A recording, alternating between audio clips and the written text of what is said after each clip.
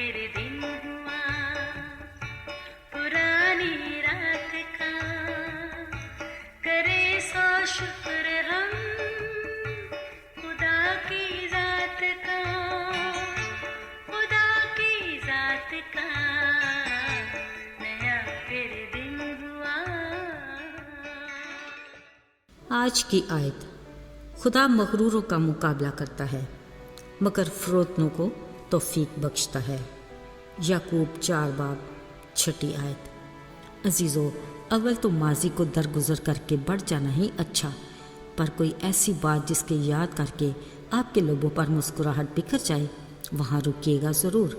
بلا شبہ ایسی یادیں زندگی کی کتاب کے وہ دلچسپ اوراق ہیں جو ہر بار ہمارے لیے تازگی کا باعث بنتے ہیں۔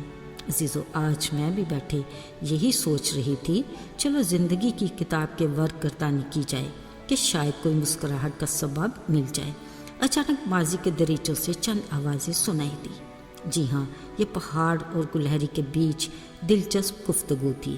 پرائمری اسکول میں اردو کی کتاب سے لیا گیا شاعر مشرق علامہ اقبال کا سبق آموز تخیل کچھ یوں ہے کہ ایک گلہری اپنی دھن میں اچھل کود رہی تھی کہ پہاڑ کی نگاہ اس پر پڑی۔ نہ جانے من میں کیا سمایا، بولا، ارے او غریب جانور، ایسا کیا ہوا جو تیرے قدم زمین پر ٹکتے ہی نہیں؟ گلہری بولی، پہاڑ بھیا کیا ہوا؟ اب پہاڑ ذرا اکڑ کے بولا، اپنی اوقات تو دیکھو، میری شان کے سامنے تمہاری اوقات ہی کیا ہے؟ اور ساتھیوں، پہاڑ اپنی بڑائی میں نہ جانے کیا کیا کہتا رہا اور بیچاری گلہری صبر سے سنتی رہی۔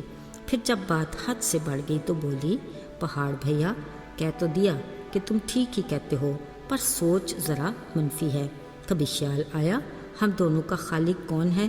ایک ہی خدا ہے نا؟ اب مرضی اس خالق کی، کوئی چھوٹا اور کوئی بڑا، کوئی کیا ہے اور کوئی کیسا، اب اس کی حکمت کیا ہے یہی سمجھ سے باہر ہے۔ پہاڑ بھیا، مانا کہ تم اتنے اونچے بڑے ہو، واہ کیا کہنے تمہاری شان کے، پر ذرا ایک کام تو کرو، یہ چھالیاں ہی توڑ کر دکھا دو۔ یہ سنتے ہی پہاڑ گلہری سے آنکھ چرانے لگا۔ بھی گلہری بولی، کیوں نہیں ہو سکتا نا؟ ایک قدم تک تو اٹھانے کی سکت نہیں تم میں، پھر غرور کیسا؟ رہی میری بات، ہاں چھوٹی سہی اچھل کود تو کیا، اونچے بڑے درخت پر بھی چڑھ لیتی ہوں۔ پہاڑ بھیا، جو بات مجھ میں ہے وہ آپ میں نہیں، اور جو آپ میں ہے وہ مجھ میں نہیں، پھر بحث کیسی؟ ہاں بس یہ ضرور یاد رکھنا، نہیں نکمی چیز کوئی زمانے میں، کوئی برا نہیں قدرت کے کارخانے میں۔ عزیزو، یہ تو تھی ایک پہاڑ اور گلہری کی فرضی مگر حقیقت کے قریب گفتگو، جس میں غرور اور تکبر کا عنصر نمایاں ہے۔ اس میں ابہام نہیں کہ ہماری ہر گفتگو کا محور بہرحال ہماری ذات میں نسب گویا خود پرستی کا بت ہوتا ہے، جو ہماری سوچ، خیال اور ہمارے الفاظ کو اپنے مدار کے تابع رکھتا ہے، جو وقت اور حالات کے تقاضے کو پورا کرتے ہوئے انداز گفتگو کو اپنا پابند بناتا ہے، اور اس کا اعلی کار زبان ہے۔ زبان کی ادائیگی ہی اصل میں انداز گفتگو ہے۔ یہ خواہ کسی بھی روپ میں ہو، ہمیں اپنی ذات کی نفی کسی بھی پل گوارا نہیں ہوتی۔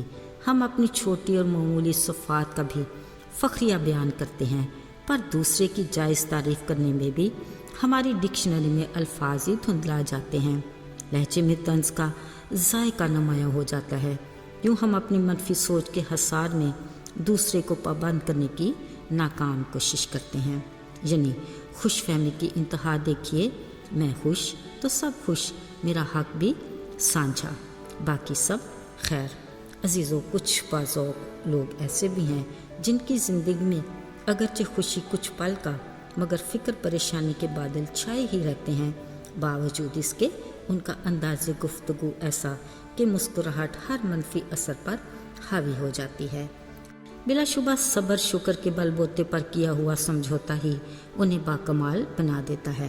سچ بات تو یہ ہے کہ ہمارے ہاں ہلکی پھلکی گفتگو کا رواج ہی کم ہے، یعنی مناسب الفاظ، دھیمے لہجے میں حال احوال پوچھنا، آپس میں دکھ سکھ بانٹنا، صلاح کاری میں ایک دوسرے کو موقع دینا، یا کبھی موسم کے بارے میں گپ شپ۔ عزیزو، اب کے آزما کر دیکھ لیجئے اپنا انداز گفتگو ہی تعلقات کو خوشگوار بناتا ہے جس کی ہمیں اشد ضرورت ہے، مگر بدقسمتی سے ہمیں ایسی گفتگو پسند آتی ہے جس کا محور بس میری ذات ہو، جو میرے من کو بھائے اور میرے ہی مزاج سے نسبت رکھے، یعنی اپنی امارت کا تذکرہ اور اپنی صفات کے قصیدے، اور ہاں، غریب کی بے بسی کا تمسخر اڑانے کا کوئی بھی موقع ہاتھ سے جانے نہ پائے۔ عزیزو، وقت کس قدر قیمتی ہے، بے مقصد گفتگو میں اس کے ضیاع کا ذرا افسوس بھی نہیں ہوتا۔ افسوس کا مقام تو یہ ہے کہ چھوٹی عقل والی گلہری جانتی ہے کہ نظام کائنات میں ہر شے خالق کی قدرت کا شاہکار ہے، کوئی چھوٹا کوئی بڑا، اسی میں اس کی حکمت ہے، اور ایک ہم باشعور انسان ہیں کہ نہیں جانتے کہ زمین کا ذرہ ہو یا فلک کا تارہ، ہر ایک کی اپنی اہمیت، حیثیت، مقصد اور مقام ہے، کسی کو بھی دوسرے پر فوقیت نہیں، یہی اس کی حکمت ہے، مگر ہم اپنی ذات سے جڑی ہر صلاحیت اور صفت کو اپنا ہی کمال سمجھتے ہیں، جس کا دبنگ اظہار ہماری گفتگو میں نمایاں ہے۔ ہمارا یہی انداز گفتگو بادشاہ اور فقیر کے مقام میں تبدیلی کا باعث ہے۔ ہمارے ہی الفاظ ایسی کاری ضرب لگاتے ہیں جو تلوار کے زخم سے بھی گہرے بن جاتے ہیں۔ عزیزو، ہماری ان تمام خطاؤں کے باوجود خالق خدا جس نے ہمیں اپنی صورت اور شبیہ پر بنایا، نہایت محبت اور نرمی سے ہمیں آگاہ کرتا ہے کہ اس کی نگاہ میں کامل وہ ہے جو باتوں میں خطا نہ کرے۔ کلام کی کثرت خطا سے خالی نہیں، لیکن ہونٹوں کو قابو میں رکھنے والا ہی دانا ہے۔ خدا کی حکمت سے معمور سلیمان بادشاہ کا زرعی قول یہ کہ نرم زبان ہڈی کو توڑ ڈالتی ہے۔ یاد رہے، گفتگو کے لیے انسان منہ تو اپنا ہی کھولتا ہے، مگر بولتی تربیت ہے، اور جو تربیت خدا کے کلام مقدس کے مطابق ہوگی، وہ گفتگو اس کے فرمان کے مطابق ایسی نمکین ہوگی جو دوسروں کے لیے ترقی کا باعث ہوگی۔ آئیے دعا کریں۔